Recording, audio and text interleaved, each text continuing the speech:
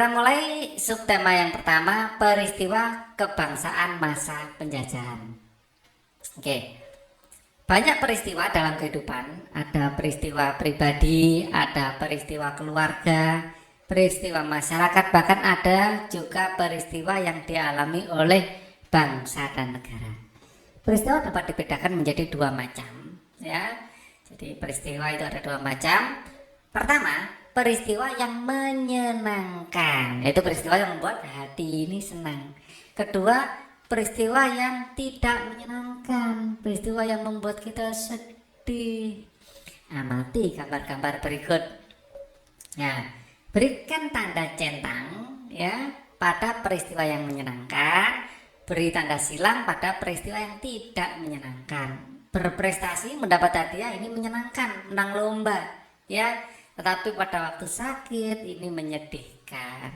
Saat jatuh dari sepeda menyedihkan. Merayakan ulang tahun, peristiwa menyenangkan. Kebanjiran, waduh ini sedih sekali ya, barang-barang jadi basah. Nah, kalau bertamasya ke kebun binatang, ini pengalaman yang menyenangkan. Pembelajaran 1, ini gambar apa? Ayo, ini adalah gambar cengkeh ya. Oke, cengkeh ini biasa digunakan sebagai bumbu masak. Wah, masakan ini kalau kita masak daging kasih cengkeh enak ini ya. Rempah-rempah begitu melimpah di bumi Indonesia ya. Melimpahnya rempah-rempah dapat meningkatkan kesejahteraan masyarakat Indonesia. Namun rempah-rempah yang begitu melimpah juga membuat bangsa-bangsa Eropa berusaha menguasai perdagangannya ya. Mengapa bangsa Eropa berhasrat memonopoli perdagangan rempah-rempah? Karena di Eropa rempah-rempah sangat mahal ya. Di Eropa harga rempah-rempah sangat mahal ya, bahkan setara dengan emas ya, bahkan setara dengan emas. Wah, bayangkan kita pakai kalung, pakai ini kalung yang terbuat dari ini cengkeh ini bisa ditukar dengan kalung emas ya. Kalau di Eropa luar biasa ya, harganya sangat mahal. Seberapa tinggikah nilai ekonomis rempah-rempah di mata bangsa Eropa ya? Nah ini setara dengan harga emas ya, setara dengan harga emas. Padahal emas ini logam mulia yang paling mahal ya. Nah, kenapa kok di sana sangat mahal? Karena di Eropa cengkeh nggak bisa tumbuh ya, hanya bisa tumbuh di daerah tropis ya, dan Indonesia adalah negara tropis. Cengkeh pala banyak sekali ya, dan di sana cengkeh pala ini biasa ya digunakan untuk masak ya, selain masak untuk obat ya, untuk obat memasak. Nah, jadi ini untuk keterangan aja ya, obat memasak ini ya. Jawabannya adalah setara dengan harga emas. Seberapa mahal itu ya. Jadi dan di sana tidak bisa tumbuh. Ya, di Eropa tidak bisa tumbuh. Hanya bisa tumbuh di negara tropis. Ya, ini adalah termasuk Indonesia ya. Ini keterangan tambahan. Apa hubungan rempah-rempah dan penjajahan di Indonesia? Wah, hubungannya erat ya. Jadi bangsa Eropa ya, Eropa ya, dulunya itu membeli rempah-rempah di Konstantinopel ya, membeli rempah-rempah di Konstantinopel. Nah, setelah Konstantinopel jatuh ke tangan Turki ya, Konstantinopel jatuh ke tangan Turki yang waktu itu beragama Muslim ya. sedangkan orang Eropa itu beragama Kristen dan waktu itu masih ada pertempuran ya, jadi ada perang agama ya, maka orang Eropa kehilangan pasokan ke tangan Turki, sehingga negara-negara Eropa kesulitan mendapatkan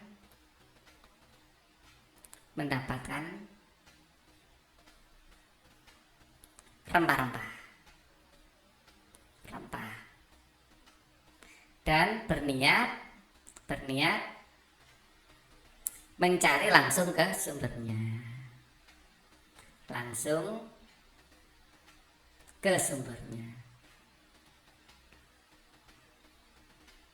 itu Nusantara ya. Itu bunganya rempah-rempah dan penjajahan di Indonesia.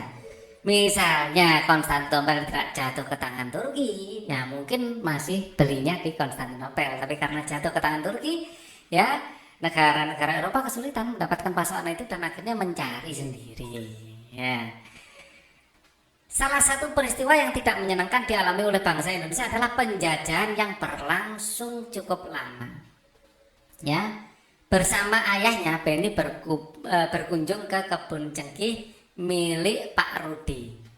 Kebun cengkih Pak Rudi sangat luas. Pohon cengkihnya pun banyak dan tumbuh subur. Sebagian besar cengkih di kebun itu sudah memasuki masa panen. Tahukah kamu hubungan antara cengkih dan penjajahan yang dialami oleh bangsa kita? Ya, cengkih memiliki banyak manfaat. Ya, cengkih memiliki banyak manfaat sebagai bumbu masak. Ya, kita bacanya cengkeh, ya, tapi tulisannya cengkih. Ya. Cengkih digunakan dalam bentuk bunga utuh atau dalam bentuk bubuk. Cengkih juga dimanfaatkan bangsa Cina, ya, Jepang sebagai dupa. Ya, cengkih digunakan sebagai dupa. Ya, tapi di Nusantara ini kita biasa menggunakan sebagai bumbu masak. Selain itu minyak cengkih ya digunakan sebagai aromaterapi dan obat sakit gigi. Loh, banyak ya. Bisa untuk bumbu masak. Cengkeh juga bisa untuk obat sakit gigi ya, jadi untuk ramuan obat. Pohon cengkeh banyak manfaatnya sehingga menjadikannya bernilai ekonomis tinggi. Oleh karena itulah cengkeh merupakan salah satu bahan rempah-rempah yang menjadi buruan bangsa-bangsa Eropa. Hal itu memicu terjadinya penjajahan di Indonesia. Bangsa kita mengalami penjajahan yang cukup lama. Selama masa penjajahan, bangsa kita mengalami penderitaan akibat adanya penindasan. Pada masa pemerintahan kerajaan-kerajaan Islam di Indonesia, datanglah orang-orang Eropa yang mengadakan pelayaran samudra. Kedatangan orang Eropa di Nusantara mula-mula disambut baik oleh bangsa Indonesia. Dari dulu bangsa Indonesia terkenal ramah, ya baik dengan pendatang, tapi kebaikan kita sering dimanfaatkan ya. Namun ketika orang-orang Eropa itu berusaha menguasai Nusantara, mereka mendapat reaksi keras berupa perlawanan di berbagai daerah ya. Nah, kita juga punya harga diri sejak dulu. Kalau diperlakukan sewenang-wenang ya kita tidak mau. Lalu apa sebenarnya yang melatar belakangi bangsa-bangsa Eropa tersebut datang ke Indonesia dan akhirnya menjajah Indonesia? Ayo kita cari tahu faktor-faktor yang melatar belakangi kedatangan bangsa-bangsa Eropa ke Indonesia. Peristiwa kedatangan bangsa Barat. Pada mulai abad ke-15, bangsa Eropa melakukan penjelajahan samudra. Bangsa Eropa yang pernah melakukan penjelajahan dan penjajahan di Indonesia dimulai oleh bangsa Portugis. Jadi orang yang pertama datang ke Indonesia adalah bangsa Portugis atau Portugal ya. Kapal mereka pertama kali mendarat di Malaka tahun 1511. Berikutnya adalah bangsa Spanyol atau Spain ya yang mendarat di Tidore, Maluku ya pada tahun 1521. Ya, 10 tahun kemudian ya. Kemudian disusul bangsa Inggris dan Belanda. Kapal-kapal Belanda pertama kali datang di Pelabuhan Banten pada tahun 1596. Jadi rentang waktunya lama ya. 1511, 1521, 1596. Ya. Faktor-faktor pendorong penjajahan samudra antara lain sebagai berikut. Ya. Jadi para penjajah itu mempunyai prinsip 3G. 3G. Ya. gold, ya, glory,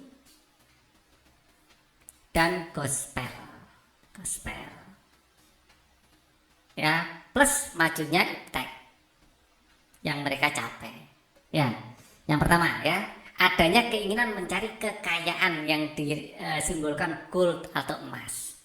Kekayaan yang mereka cari terutama adalah rempah-rempah. Sekitar abad ke-15 di Eropa harga rempah-rempah sangat mahal. Harga rempah-rempah semahal emas loh ya kan. Mereka sangat membutuhkan rempah-rempah untuk industri obat-obatan dan bumbu masak. Ya. Adanya keinginan menyebarkan agama gospel. Ya, selain mencari kekayaan dan tanah jajahan, bangsa Eropa juga membawa misi khusus. Ya, misi khusus tersebut adalah menyebarkan agama Kristen ya dan Katolik ya ke Indonesia. Misi tersebut adalah menyebarkan agama kepada penduduk daerah yang dikuasainya.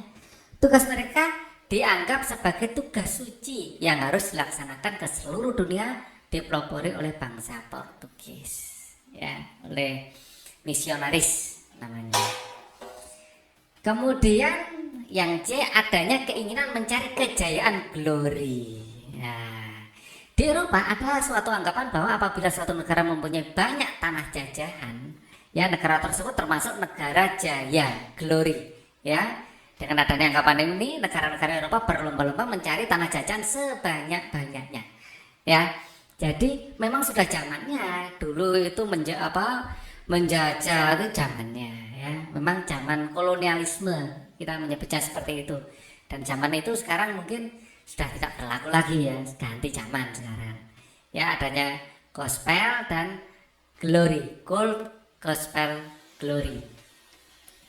Nah, perkembangan ilmu pengetahuan dan teknologi. Ya, ilmu pengetahuan dan teknologi berkembang pesat. Contohnya berikut: dikembangkannya teknik membuat kapal yang dapat digunakan untuk mengarungi samudra luas. Ya, jadi mereka memiliki kapal-kapal yang bisa digunakan untuk mengarungi samudra luas. Ditemukannya mesiu untuk persenjataan.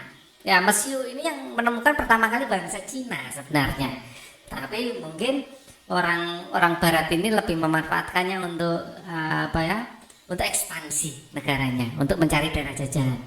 Ya, senjata dapat digunakan untuk melindungi pelayaran dari ancaman bajak laut dan sebagainya. Ya, kalau kita melihat Pirates of Caribbean, wah, film itu ya, kita lihat kapal-kapalnya dari kayu dan dari lambung kapalnya itu bisa muncul meriam-meriam, ya. Nah, ya itu gambaran perang zaman dulu itu seperti itu. Ya, nah ditemukannya kompas ini juga ditemukan bangsa Cina kalau nggak salah ya. Ditemukannya kompas digunakan sebagai penunjuk arah. Ya, jadi nggak terombang-ambing, nggak gampang kehilangan arah di laut karena ada kompas ini. Ya, sehingga para penjajah tidak lagi bergantung pada kebiasaan alam. Dulunya kan selalu sebelumnya lihat bintang tuh ya. Nah, kalau mendung kan nggak bisa dilihat bintangnya. Nah, kompas. Untuk menentukan arah biasanya mereka berpedoman pada bintang, sehingga jika angkasa tertutup awan, bagaimana? Mereka tidak dapat meneruskan pelayarannya. Dengan kompas mereka bebas berlayar ke arah manapun tanpa gangguan, baik siang maupun malam. Kita lanjutkan. Berdasarkan bacaan di atas, isilah kolom-kolom berikut sesuai dengan pertanyaannya. Ya, yang pertama adalah kedatangan bangsa Barat. Siapa yang dimaksud dengan bangsa Barat? Yang dimaksud dengan bangsa Barat itu orang-orang dari negara Eropa. Ya, bangsa Eropa. Ya, bangsa Eropa. Ya, termasuk apa tadi? Spanyol ya, Spanyol. Tadi ada sebelumnya Portugis. Ya, Portugis datang lebih dahulu sebenarnya. Portugis, Spanyol, terus ada Belanda, Inggris. Ya. Ini bangsa Eropa ya. Ini contohnya. Bangsa Eropa bukan hanya ini ya, tapi kalau kita bilang Eropa, penjajah ya, 4 negara ini yang pernah datang ke Indonesia. Apa faktor yang melatar belakangi bangsa Barat melakukan penjelajahan di Indonesia? Faktornya adalah ingin mencari rempah-rempah. Ya, sebenarnya 3G ya. Faktornya adalah 3G plus iptek. Nah, jadi semua ini pertama yang gold ya, mencari kekayaan, ya, mencari rempah-rempah, rempah-rempah. Ya, apa faktor ini? Rempah-rempah, ya. Kok rempah-rempah, rempah-rempah, nanti diprotes Pak. Pertama 3G rempah-rempah, rempah. Ya karena harganya semahal emas, ya. Glory, ya. Glory itu mencari kejayaan, mencari daerah jajahan, kejayaan. Ya, masanya memang masa penjajahan waktu itu, masa penaklukan, conqueror, ya. Yang ketiga adalah gospel. Ini menyebarkan agama Kristen dan Katolik, ya, menyebarkan agama. Ada misi khusus menyebarkan agama yang dianggap ini adalah tugas suci, ya, karena mereka sangat meyakini agamanya itu. Gospel. Kemudian kemajuan iptek, ilmu pengetahuan dan teknologi. Kemajuan iptek, ya, dengan diciptanya bentuk kapal dan mesiu, ya, kapal, ya, kapalnya bisa dilindungi dengan mesiu, ya, dalam bentuk meriam, ya, mereka sudah punya meriam. Majapahit juga bisa punya meriam, bisa bikin meriam sendiri waktu itu juga, ya, sebenarnya. Cuman Majapahit itu hancur bukan karena bangsa Barat, ya. Majapahit itu hancur gara-gara perang saudara, ya. Ya, jangan sampai terulang lagi, ya, di sejarah Indonesia. Yang ketiga, kapan bangsa Barat mulai melakukan penjelajahan samudra? Tahun abad, ya, abad, kalau ini abad ke-15, ya, abad ke-15, abad ke-15. Di mana bangsa Barat pertama kali mendarat di Indonesia? Pertama kali mendarat di Indonesia tadi negara Portugis, ya, di Selat Malaka, di Malaka, ya, di Malaka, tadi, ya, di Malaka. Betul, ya, Malaka, ya. Jadi ada di sini. Ya. Bentar, kita cari. Pak Ali masih ingat. Nah, di Malaka tahun 1511, ya, tahun 1511. Di Malaka tahun 1511. Oke. Mengapa bangsa Barat melakukan penjelajahan samudra? Ini tadi alasannya, ya. Faktor-faktor, sebenarnya mereka alasan utamanya ya mencari rempah-rempah, mencari sumber rempah-rempah. Ini alasan dasarnya, ya. Nah, selain ini juga ini apa, punya misi-misi lain juga, ya, mencari. Mengapa bangsa Barat melakukan penjelajahan samudra? Apa faktor yang melatar belakangi bangsa Barat melakukan penjajahan di Indonesia? Ya, glory gospel, sebenarnya sama, ya, faktor yang melatar belakangi bangsa Barat melakukan penjajahan di Indonesia. Ya, kalau penjajahan tentu saja ini, ya, 3G.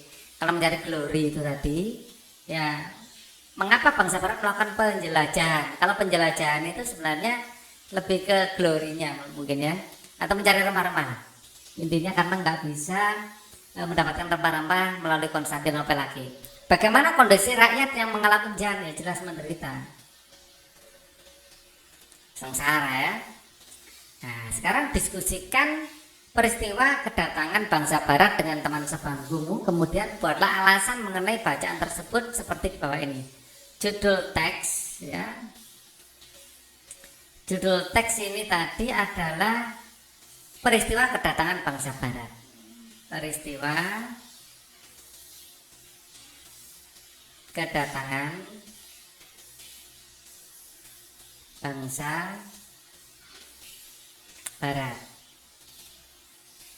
Bagian yang menarik, ya, bagian yang menarik tentu saja, ternyata Indonesia itu sangat kaya dengan rempah-rempah dan diminati banyak negara. Ya, itu bagian yang menarik menurut saya, ya. Indonesia, ya,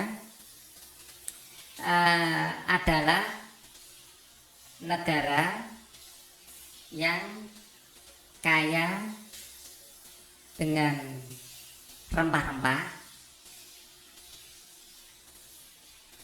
yang harganya sangat mahal di Eropa. Sangat mahal di Eropa. Dan sepertinya Indonesia itu selalu ditakdirkan menjadi negara yang sangat kaya sebenarnya. Kalau dulu Indonesia jadi rebutan karena kaya rempah-rempah. Sekarang Indonesia jadi rebutan juga gara-gara kekayaan tambangnya. Ya, akhir-akhir ini ada ini ya, fenomena maraknya mobil listrik ya. Dan mobil listrik itu butuh baterai. Nah, bahan untuk pembuatan baterai ini kita yang punya. Sekarang banyak perusahaan ingin mendirikan pabrik di Indonesia karena itu kekayaan tambang kita. Jadi jangan sampai terulang lagi ya, gara-gara kekayaan kita malah kita jajah. Ya, dulu dijajah secara fisik, mungkin sekarang dijajah secara ekonomi ya. Jangan sampai itu terjadi. Kita harus benar-benar hati-hati dalam memanfaatkan kekayaan kita. Jangan sampai kekayaan kita justru menyengsarakan kita. Ya, oke. Jangan sampai gini, seperti gajah. Gading itu sebenarnya bagi gajah itu untuk melindungi dirinya dari bahaya. Nah, justru gajah mati gara-gara gadingnya. Rempah-rempah andalan kita dijajah gara-gara rempah-rempahnya. Sekarang tambang. Jangan sampai itu terjadi. Ya, kalian generasi muda, jaga kekayaan alam kita. Informasi penting. Informasi penting di sini yang bisa kita dapatkan adalah alasan bangsa ini ya, bangsa Eropa datang ke Indonesia. Alasan bangsa Eropa ya menjajah Indonesia ya disebut Indonesia aja ya, Nusantara lebih cocoknya sebenarnya karena dulu Indonesia belum lahir. Indonesia lahir tahun 45 ya. Alasan bangsa Eropa menjajah Indonesia, kita anggap sebagai Indonesia gitu aja ya.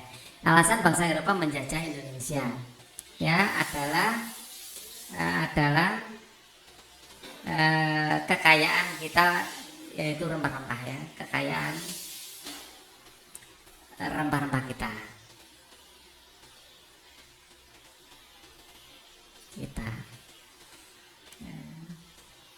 Jangan sampai cerita sedih ini terulang lagi, kita jajah lagi gara-gara kekayaan lagi ya.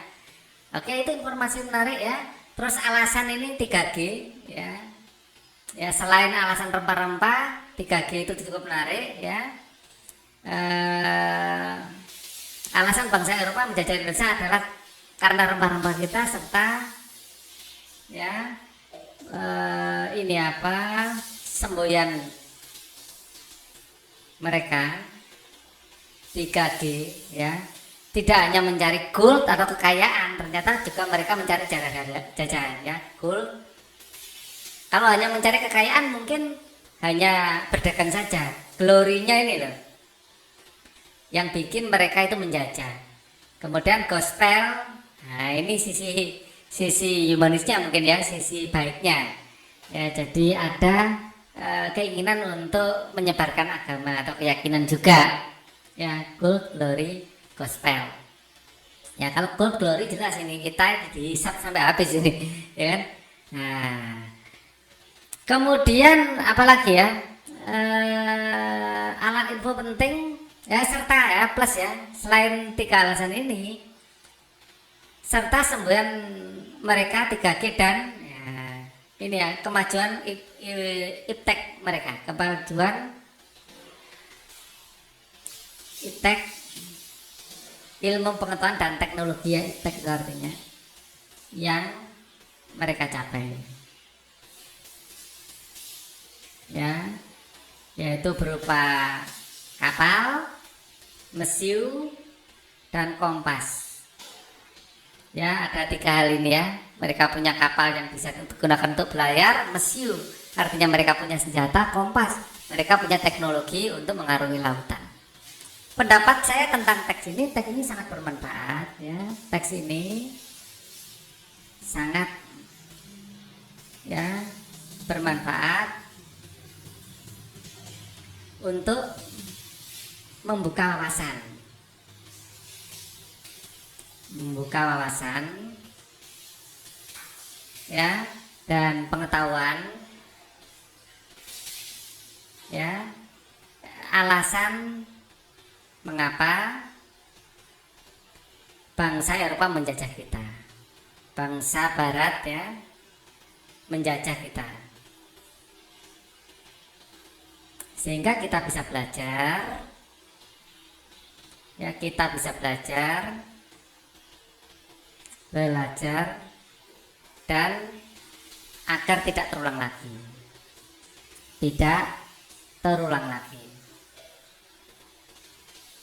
karena kita punya kekayaan yang sedang diminati banyak negara sekarang berupa tambang. Jangan sampai ya, kekayaan ini menyengsarakan kita ya. Saya tidak menyarankan teks ini, karena saya menyarankan teks ini agar ya kita bisa belajar dari sejarah dan ya berupaya agar peristiwa tersebut tidak terulang ya.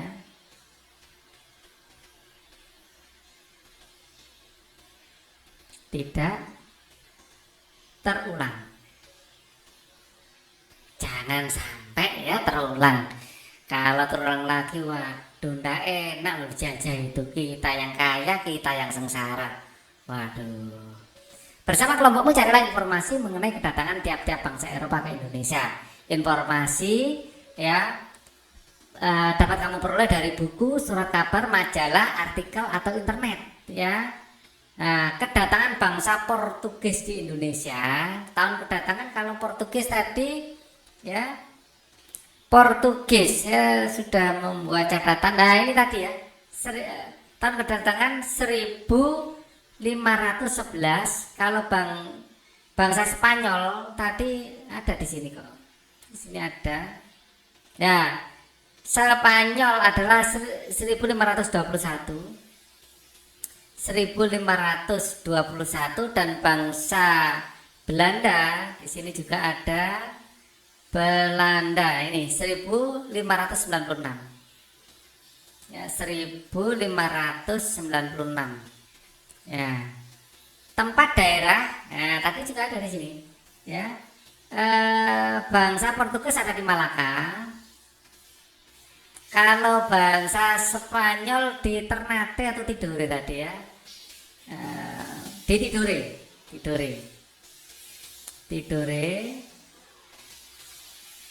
Kalau bangsa Belanda di Banten. Tujuan ya sama ya, tujuannya adalah mencari rempah-rempah ya, ingin menguasai perdagangan rempah-rempah. Ini sama ya, ingin menguasai perdagangan rempah-rempah ya, dan menguasai Selat Malaka ya, perdagangan rempah-rempah ya, dan menguasai Selat Malaka ya, menguasai Selat Malaka.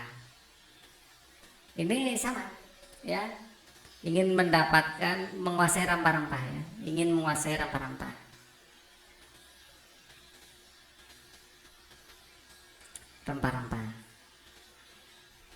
Ingin menguasai rempah-rempah. Ini sama, ingin mendapatkan rempah-rempah ya. Belanda ke Indonesia sama, ingin mendapatkan rempah-rempah. Peristiwa yang terjadi ya, reaksi masyarakat ya, peristiwa-peristiwa yang terjadi di nah ini kita mencari ya, kedatangan bangsa Portugis di Indonesia. Kita coba seperti biasa. Portugis kok Malaka di sini saya nulisnya. Harusnya ini sebenarnya Spanyol dan Portugis pertama Portugis juga ada di Maluku, ada. Nah, ini kok bertolak belakang dengan yang di sini. Ya, Spanyol mendarat di Tidore. Portugis yang Ternate mungkin ya. Kapal mereka pertama kali mendarat di Malaka pada Portugis. Kapal mereka pertama kali mendarat di Malaka 1511, berikutnya adalah Spanyol yang mendarat di Tidore. Kita baca dulu lah dari sini satu peristiwa penting ya. Portugis ya menguasai Malaka dulu, baru kemudian ke Maluku. Karena Maluku merupakan sumber rempah-rempah yang mereka cari. Maluku merupakan sumber rempah-rempah. Nah, tempatnya gak cukup di Maluku, ternyata mereka berniat menjajah. Ya, reaksi masyarakat ya pertama menerima dengan baik. Ya, pertama menerima dengan baik, tetapi setelah ya ingin memonopoli maka ada perlawanan. Memonopoli ya akhirnya ada perlawanan, walaupun karena nggak imbang, kitanya yang kalah, akhirnya ada perlawanan. Oke, kemudian ini sama juga ya Spanyol ya, kita cari tadi Portugis. Peristiwa cukup menarik ya. Peristiwa penting yang terjadi saat Spanyol datang, Portugis sudah ingin menguasai. Saat Spanyol datang ya Portugis sedang ingin menguasai, sedang ada perlawanan ya. Lalu dibuatlah perjanjian Saragossa.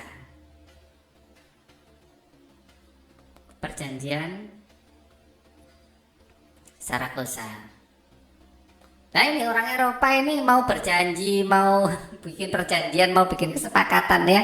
Kitanya enggak ya.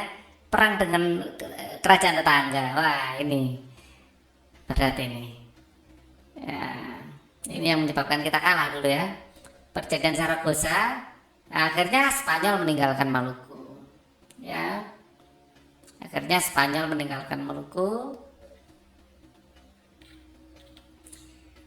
menuju Filipina. Ya, tapi sebenarnya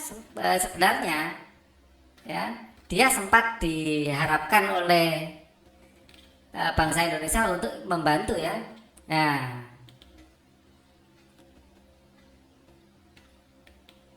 kedatangan Spanyol di Maluku disambut baik oleh Sultan yang memerintah Tidore saat itu, karena mereka sedang bersengketa dengan Ternate yang didatangi oleh Portugis. Kedatangan Spanyol nantinya akan dianggap menguntungkan karena dapat membantu mengusir Portugis dari Maluku. Ya, pada awalnya ya inginnya mau dimanfaatkan ya. Ya, nah, ini casnya.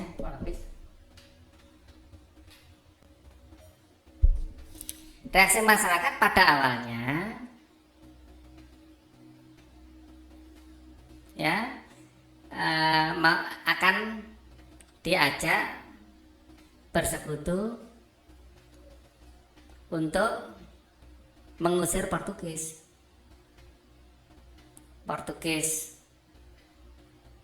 Tetapi tidak jadi karena adanya perjanjian Saragossa. Ya, tidak jadi karena adanya perjanjian Saragossa. Ya. tadi ya, perjanjian Saragossa ini ya. Oke.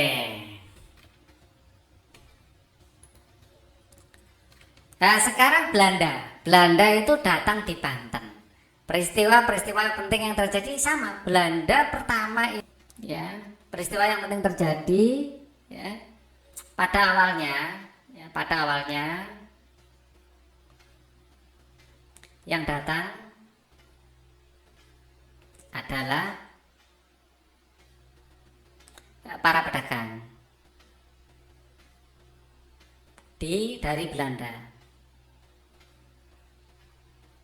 ya, agar tidak ada persaingan antar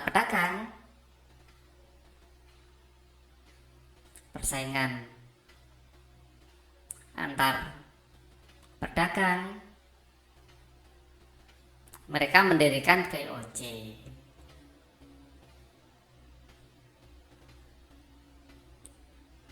ya. Ternyata VOC ingin memonopoli juga, sama ya, kalau dikasih hati ya maunya lebih ya. Nah, akhirnya kemudian VOC ingin memonopoli dengan kekerasan ya, reaksi masyarakat ya, reaksi masyarakat itu melawan, banyak perlawanan dilakukan ya, karena merasa kita terinjak-injak ya. Banyak perlawanan dilakukan untuk melawan VOC ya. Salah satu latar belakang kedatangan bangsa Eropa ke Indonesia adalah 3G, Gold, Gospel, dan Glory. Tuliskan kembali arti Gold, Gospel, Glory pada kolom berikut. Gold artinya bangsa Eropa ya, bangsa Eropa ingin mendapatkan keuntungan ekonomi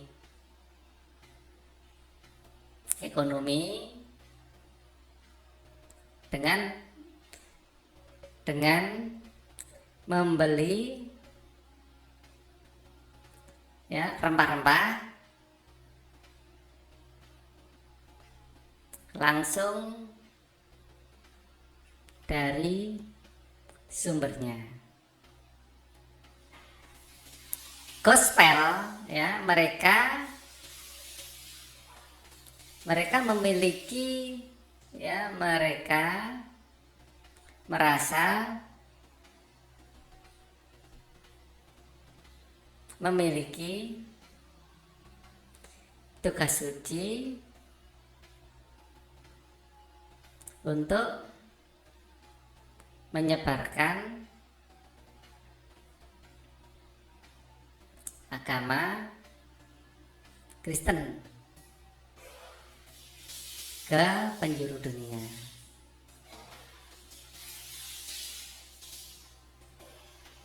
ya. Glory, mereka ingin mencari kejayaan,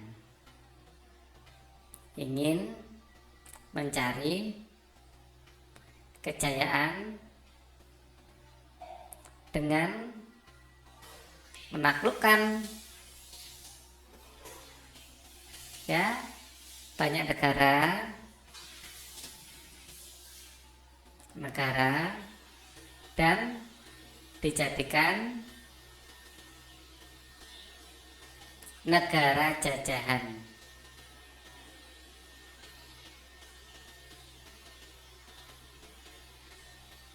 Oke. Tuliskan pendapatmu mengenai semboyan 3G tersebut. Setuju atau tidak setuju? Tidak setuju. Ya, kenapa alasannya tidak setuju? Karena mereka ya dalam mencari keuntungan atau gold ya, dilakukan dengan cara sewenang-wenang, dengan cara monopoli ya, monopoli perdagangan ya, perdagangan. Dan ini mereka dalam mencari keuntungan atau goal dilakukan dengan cara monopoli perdagangan dan kekerasan ya. Kemudian glory ya, mereka memang sengaja ya, glory dalam upaya mencari glory ya, dalam upaya mencari glory mereka sengaja ingin menaklukkan negara atau kerajaan lain ya, ingin menaklukkan negara atau kerajaan lain untuk dijadikan negara jajahan ya. Sebenarnya yang ketiga untuk gospel, asal tidak ada pemaksaan kehendak sebenarnya ya tidak apa-apa ya, tidak ada kekerasan dan pemaksaan ya. Gospel asal tidak ada kekerasan dan pemaksaan tidak masalah, tidak ada masalah. Bukan hanya mereka yang menyebarkan agama, sebelumnya ada Hindu, Buddha, Islam juga menyebarkan agama di Indonesia ya, tidak masalah ya, tidak masalah ya. Jadi mungkin bagian yang atas itu jelas tidak setuju ya, jelas tidak setuju. Bagian bawah ini setuju tapi ada syaratnya ya. Islam juga begitu, tidak boleh disebarkan dengan cara pemaksaan. Begitu juga Buddha dan Hindu tidak boleh ya, ada kekerasan, ada pemaksaan dalam penyebaran ya. Itu tugas suci ya, harus dilakukan dengan cara-cara yang suci ya. Buatlah pengandaian berkaitan dengan peristiwa kedatangan bangsa-bangsa Eropa di Indonesia. Seandainya aku menjadi rakyat Indonesia pada masa itu, aku akan sebenarnya menerima saja. Kenapa harus menolak ya? Menerima kedatangan bangsa Eropa di Indonesia ya. Menerima itu dengan syarat ya, dengan syarat ya. Penjajah itu menyengsarakan, bukan membantu, menyengsarakan kehidupan rakyat Indonesia ya. Seandainya aku menjadi rakyat Indonesia pada masa itu, aku akan menerima. Kenapa harus menolak ya? Asal ya perdagangan dilakukan secara wajar, dilakukan secara wajar ya. Sikap para penjajah awalnya baik, namun pada akhirnya kelihatan juga sifat hasilnya, yaitu jahat, menindas dan kejam. Ramah dan suka menolongnya jadi hilang, menindas dan kejam. Oke. Jadi yang pertama ini kita tidak boleh menolak bangsa lain yang mau berdagang ya, asal jangan sampai melanggar peraturan gitu aja ya. Cengkeh merupakan salah satu jenis rempah-rempah yang banyak manfaatnya, harganya pun cukup tinggi, sehingga sampai kini masih banyak masyarakat yang membudidayakannya. Untuk dapat mengambil manfaat cengkeh secara maksimal, setelah dipetik, cengkeh kemudian dikeringkan dan dengan cara dijemur. Selama proses penjemuran terjadi perubahan warna cengkeh dari yang semula kuning menjadi merah hitam coklat seperti ini ya. Di tempat lain ditulis cengkeh ya, di sini cengkih ya, mungkin yang baku itu cengkih. Pada proses pengeringan cengkih terjadi perubahan benda yang disebabkan oleh kalor atau panas.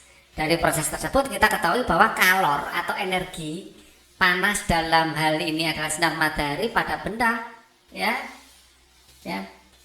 Kita baca lagi, terjadi perubahan benda yang disebabkan oleh kalor panas. Dari proses tersebut kita ketahui pengaruh kalor atau energi panas dalam hal ini sinar matahari pada benda. Oh, ternyata ada pengaruhnya gitu ya. Pernahkah kamu mengamati benda-benda yang ada di sekitarmu? Benda-benda yang ada di sekitarmu memiliki sifat dan wujud yang berbeda-beda. Masih ingatkah kamu wujud-wujud benda? Tahukah kamu cara membedakannya? Salah satu cara membedakan wujud benda adalah dengan mengetahui sifat setiap benda. Mari kita baca sifat-sifat benda. Benda-benda yang ada di sekitar kita digolongkan menjadi 3, ya, yaitu benda padat, cair, dan gas. Ya, jadi padat, cair, dan gas. Ya, saya tulis di sini biar enak. Ya, ketiganya memiliki sifat yang berbeda. Mengapa kamu perlu mengetahui sifat-sifat benda? Salah satu manfaat mengetahui sifat-sifat benda ialah kita tahu cara memperlakukan benda-benda yang ada di sekitar kita. Salah satu wujud benda adalah padat. Ya, padat ini. Kamu pasti memiliki banyak benda di sekitarmu yang berwujud padat. Kamu dapat memegangnya. Ini adalah benda padat, bisa saya pegang. Ya. Ini adalah benda padat, bisa saya pegang. Ya, padat.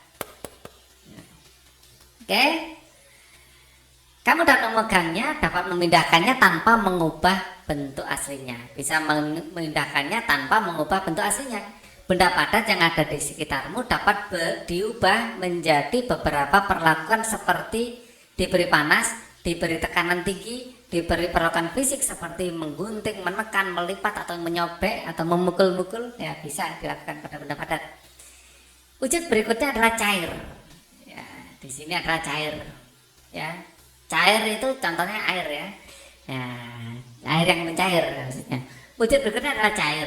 Benda-benda cair dapat ditemui dengan mudah di sekitarmu. Air merupakan zat penting dalam kehidupan makhluk hidup yang berwujud cair. Walaupun air juga bisa dalam bentuk uap dan bentuk padat juga ya.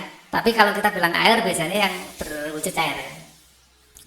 Benda cair yang ada di rumahmu biasanya berada dalam sebuah wadah seperti bak kamar mandi, baskom, gelas, atau ketel air.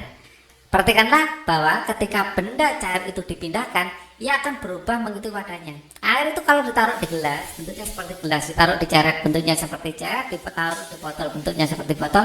Ya, jika wadahnya berubah, benda cair itu akan segera mengalir keluar dari wadahnya. Asal lubangnya di bawah, kalau lubangnya di atas enggak. Ya.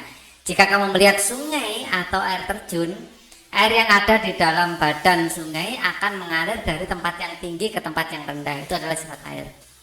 Benda cair juga dapat merambat melalui serat-serat halus seperti bahan-bahan kain, ya, tisu, itu juga ya namanya daya kapilaritas. Ya. Benda mengisi rongga kecil atau pori-pori bahan tersebut. Ini disebut sifat kapilaritas. Kita lanjutkan. Wujud benda yang lain adalah gas. Manusia dapat memasukkan, mengeluarkan gas dari dalam tubuhnya. Saat bernapas, kita memasukkan gas dalam tubuh kita. Manusia menghirup gas oksigen dan mengeluarkan gas karbon dioksida. Dengan cara menghirup, maka kamu dapat membuat sebuah balon dengan meniup ya. Kamu dapat membuat sebuah balon mengembang. Dengan meniup, kamu juga dapat menggerakkan selembar kertas di tanganmu. Kamu dapat mencium bau napasmu sendiri. Kamu juga dapat mencium bau bolanya seperti yang berupa gas. Dengan memahami sifat gas, manusia menciptakan parfum, minyak wangi untuk menyebarkan bau dari gas yang dikeluarkan dari wadah parfum tersebut. Namun, apakah kamu dapat melihat wujud gas dengan mata telanjang? Ya, tidak bisa. Ya, ada gas tertentu yang bisa dilihat ya, misalnya kayak asap gitu, ya, bisa dilihat. Tapi pada umumnya tidak bisa. Dapatkah kamu mengubah bentuknya? Bisa dong ya. Kalau gas kita tiupkan di balon yang bulat ya bulat. Kita tiupkan pada balon bentuk SpongeBob ya bentuknya seperti SpongeBob gitu ya. Jadi sesuai dengan wadahnya juga. Lakukan percobaan-percobaan berikut bersama teman sekelompokmu yang terdiri dari 3 sampai 4 orang. Percobaan yang pertama. Alat dan bahan, 2 buah pensil, penghapus pensil, peraut pensil, dan buku catatan. Langkah kegiatan, ambillah pensil yang masih utuh, Perhatikan bentuknya dan gambarlah. Ya, bentuknya kita gambar seperti ini ya, kurang lebih pensil. Ya, ini ada bagian ya, untuk nulisnya. Oke, dengan menggunakan penyerut pensil, rautlah bagian ujung pensil sehingga dapat digunakan untuk menulis. Perhatikan, gambarlah dan bandingkan gambar ini dengan gambar pensil yang utuh sebelumnya. Kalau utuh sebelumnya masih seperti ini ya, belum diraut ya. Ya, ujungnya masih belum runcing. Ya, panjangnya bukan segini tapi segini masih ya. Ya, dan ujungnya masih berbentuk silinder. Ya, tabung sama dengan sini. Ya. Ambil penghapus pensil, amati bentuknya dan gambarlah. Gosoklah penghapus tersebut pada permukaan meja yang rata dan halus selama beberapa saat. Amati bentuknya terutama bagian yang digosokkan. Terkikis kan? Gambarlah dan bandingkan sebelumnya. Kalau sebelumnya licin, ya gambarnya seperti ini, ya. Nah, kotak. Kalau sudah dipakai untuk menghapus, agak seperti ini bentuknya, ya. Jadi terkikis, ya. Nah, seperti sebelumnya, ya. Apakah ujung pensil berubah setelah diraut? Ya, berubah ya, menjadi lebih runcing, menjadi runcing ya, dalam bentuk kerucut ya, yang tadinya tabung ya, dari tabung menjadi kerucut, ujungnya yang tabung menjadi kerucut ya, bentuk tabung menjadi bentuk kerucut ya, kerucut.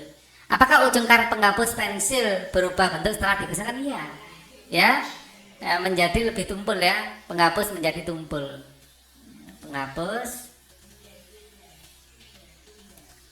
penghapus menjadi tumpul ya, terkikis. Itu aja.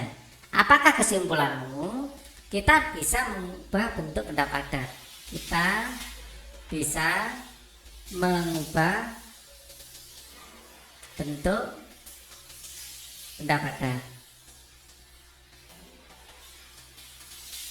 Percobaan 2. Alat dan bahan: gelas yang diisi air 3/4, tinggi gelas, ini gelas ya, diisi air 3/4 nya saja ya. Oke. Wadah lain yang transparan, nampan atau papan kayu. Letakkan gelas berisi air pada permukaan yang rata, amati dan gambarlah. Letakkan gelas tersebut pada nampan atau papan kayu. Perlahan miringkan ya, ini ditaruh di nampan papan kayu.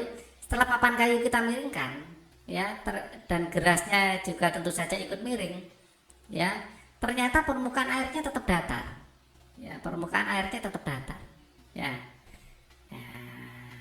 Oke, jadi ini pertama permukaan airnya saya gambar biru ya, permukaan airnya datar gini.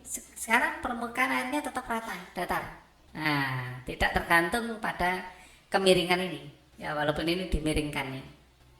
Oke, letakkan gelas tersebut di atas nampan dan papan kayu. Perlahan miringkan nampan atau papan kayu tersebut dan jagalah jangan sampai isi gelas tumpah. Perhatikan dengan sesama lalu gambarlah. Seperti ini gambarnya ya. Pindahkan air dalam gelas ke wadah lain dan perhatikan apa yang terjadi. Misalnya pertama kita taruh di gelas, lalu kita taruh di botol. Apa yang terjadi? Bentuknya sama dengan botol ya, bentuk airnya akan sama dengan botol kita. Nah, mungkin ini airnya ya, bentuknya air sama dengan botol ya. Tuangkan air tersebut ke tanah. Perhatikan apa yang terjadi, meresap, merembes ya, ini akan merembes ya. Bagaimana bentuk permukaan air di gelas saat sebelum dan sesudah dimiringkan? Saat sebelum dimiringkan gambarnya seperti ini. Setelah dimiringkan gambarnya seperti ini. Ya, jadi sebelum dimiringkan dan sesudah dimiringkan, permukaan air tetap rata. Ya, tetap rata, tidak mengikuti kemiringan, mengikuti kemiringan gelas. Itu artinya sifat air adalah permukaannya selalu rata ya, sifat air permukaan selalu rata walaupun tempatnya dimiringkan. Apakah yang terjadi ketika air dituangkan dalam wadah lain? Ya, bentuk air akan selalu mengikuti, selalu menyamai wadahnya, bentuk wadahnya.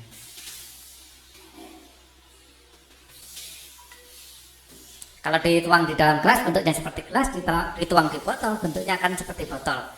Bagaimana cara air dapat mengalir dari tempat yang tinggi ke tempat yang rendah? Dari tempat yang tinggi ke tempat yang lebih rendah. Ya. Apa yang terjadi ketika air dituang ke tanah? Ya, kemanakah air itu mengalir? Air akan meresap ke dalam tanah. Ya, air akan meresap ke dalam tanah. Bagaimana cara air tersebut dapat mengalir? Itu ya. Air dapat mengalir, air selalu mengalir dari tempat yang tinggi ya menuju tempat yang rendah, yang rendah. Tidak bisa sebaliknya. Apa yang terjadi ketika air dituang ke atas tanah? Kemanakah air itu mengalir? Loh, ini sama ya pertanyaannya. Apa yang terjadi ketika air dituang ke atas tanah? Air akan segera meresap ke dalam tanah. Kemanakah air itu mengalir? Ya, ke dalam tanah ya. Apakah kesimpulanmu? Ya, kesimpulanmu sifat air permukaan selalu rata,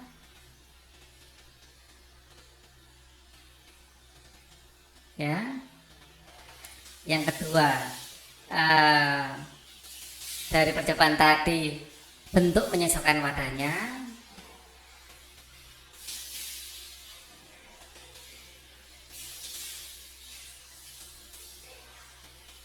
Ya, bisa meresap ke celah sempit, bisa meresap ke celah sempit. Ya, oke. Percobaan ketiga, kita butuh gelas plastik, ember, air, dan buku catatan.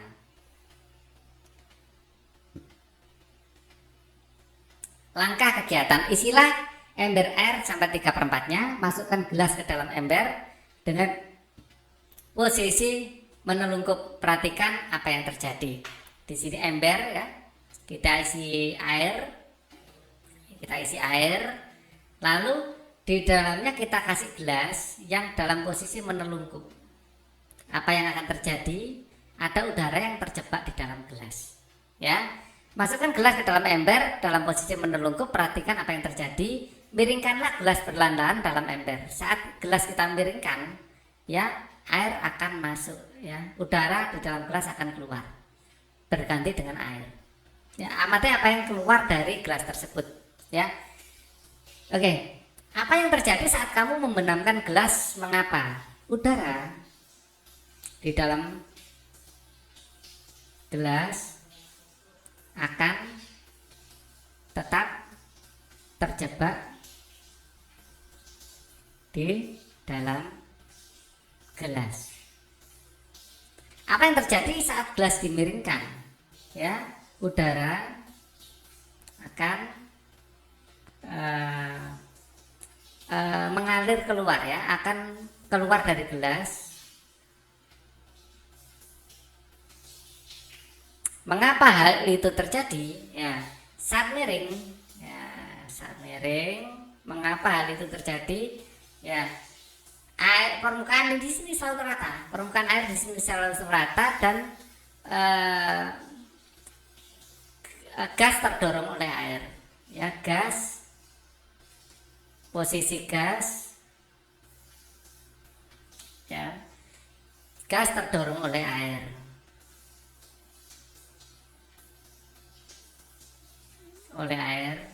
Karena gini ya, karena permukaan air selalu rata ya, dan air bisa masuk ya. Kalau posisi gini, air kan akan rata ya, air akan rata sehingga gasnya tidak terdorong kemana-mana ya. Udara akan keluar dari gelas karena terdorong air ya. Udara akan keluar dari gelas, gas terdorong air karena ya permukaan air selalu rata. Permukaan air di bawah gelas selalu rata. Air dalam gelas akan selalu rata. Ya, jadi kalau dimiringkan, ya, kerataannya ini akan mendorong gas. Apakah kesimpulanmu dari percobaan ini? Ya, permukaan air akan rata, bahkan saat selalu rata, bahkan di bawah gelas yang dimasukkan ke dalam air. Oke. Air. Ini gara-gara sifat rata tadi ya. Berdasarkan percobaan di atas, buatlah sebuah laporan percobaan dengan menggunakan poster. Di dalam poster jelaskan perbedaan sifat ketika wujud benda tersebut. Lengkapi dengan gambar dan keterangan yang diperlukan untuk menjelaskannya. Presentasikanlah postermu di dalam sebuah kegiatan ya, galeri berjalan dengan presentasikanlah postermu di dalam sebuah kegiatan galeri berjalan dengan percaya diri. Oke, ayo renungkan ya. Kalau sudah renungkan, hampir berakhir ini ya. Kamu telah memahami konsep dan pengetahuan mengenai latar belakang kedatangan bangsa-bangsa Eropa di Indonesia. Kemukakan pendapatmu, sesuaikan perilaku dan latar belakang orang Eropa tersebut dengan nilai-nilai budaya kita ya. Menurut pendapat saya ya, kamu telah mengetahui konsep pengetahuan tentang latar belakang bangsa. Seharusnya ya, kenakan pendapatmu, seharusnya ya, bangsa Eropa ya bisa berdagang ya dengan cara baik yang saling menguntungkan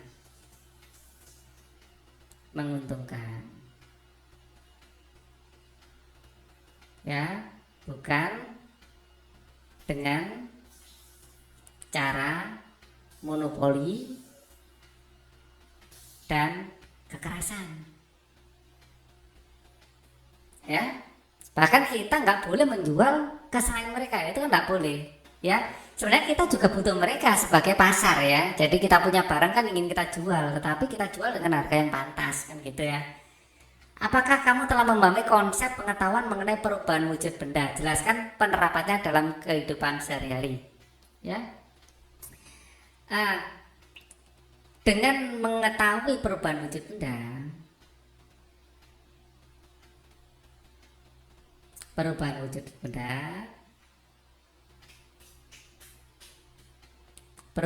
ya, benda kita dapat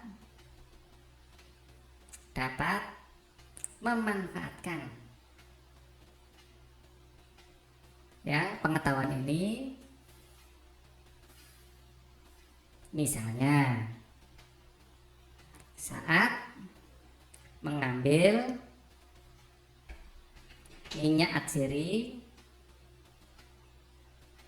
tumbuhan dengan cara destilasi misalnya, yaitu menguapkan minyak sehingga terpisah dari tumbuhan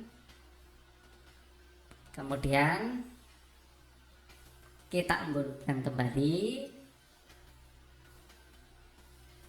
kembali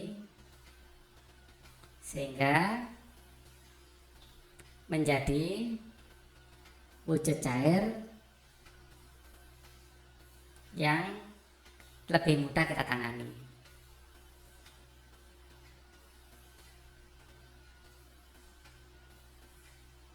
Ya, mungkin mau dijual atau diapakan ya.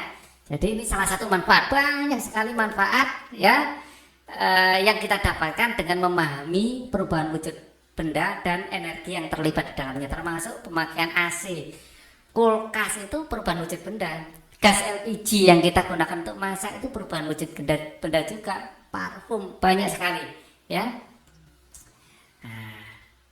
Bersama orang tua atau anggota keluargamu yang lain, amatilah wujud benda yang ada di rumahmu, identifikasilah, lalu tulislah wujud benda padat, benda cair padat, misalnya buku, ya, buku, gelas, ya, meja, yang ada sekitar sini, sendok, semuanya adalah padat ya. Yang cair kita punya minyak goreng, air ya, air ada wujud padat, ada wujud cair ya. Ya, kemudian yang ini wujud padat itu es kita menyebutnya ya. Terus bensin ya, mungkin untuk kendaraan kita ya. Terus kemudian oli ya, macam-macam ya. Untuk wujud gas ya, wujud gas ya, yang ada di sekitar kita tentu saja udara. Kemudian adalah gas freon untuk AC kita, gas LPG ya, gas metana untuk masak ya, LPG, G nya sebenarnya gas ya, gas LPG untuk masak, itu adalah gas yang biasa melekat dalam kehidupan kita ya, untuk masak. Kalau freon itu untuk AC, air conditioner ya, dan udara yang kita napas sehari-hari ya. Nah, untuk pembelajaran 2 kita akan pelajari di video berikutnya. Untuk video ini cukup dulu. Thank you for watching. Wassalamualaikum warahmatullahi wabarakatuh.